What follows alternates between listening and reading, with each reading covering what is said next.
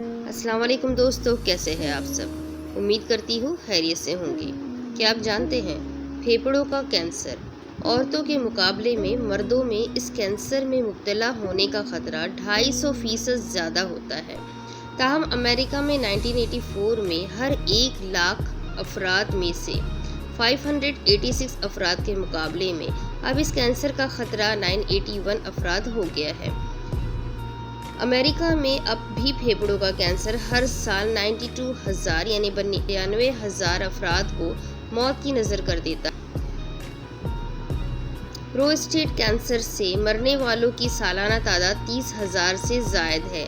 अलामात: मुस्तकिल खांसी रहती है, सीने में दर्द रहता है, निमोनिया बार बार होता रहता है, कभी कभी खांसी बहुत शिद्दत इख्तियार कर लेती है।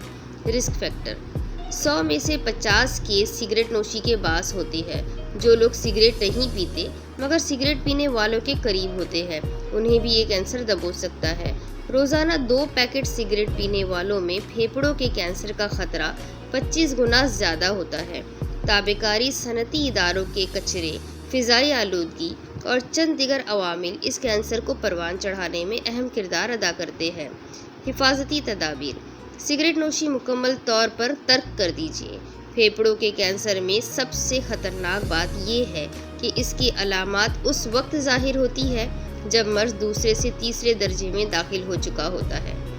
ये मैसेज बोलने का मेरा मकसद सिर्फ यही है कि जो लोग सिगरेट पीते हैं स्पेशली प्लीज़ अपने घर वालों के और अपने बारे में सोचिए। ज़िंदगी बहुत अनमोल है। अल्लाह ज़िंदगी बस एक ही बार देते हैं, उसे सेहतमंदी के साथ और अल्लाह का शुक्र अदा करते हुए जियो। और इस मैसेज को आगे शेयर ज़रूर करो, शायद किसी का फ़ायदा हो जाए। अल्लाह हाफ़िज़।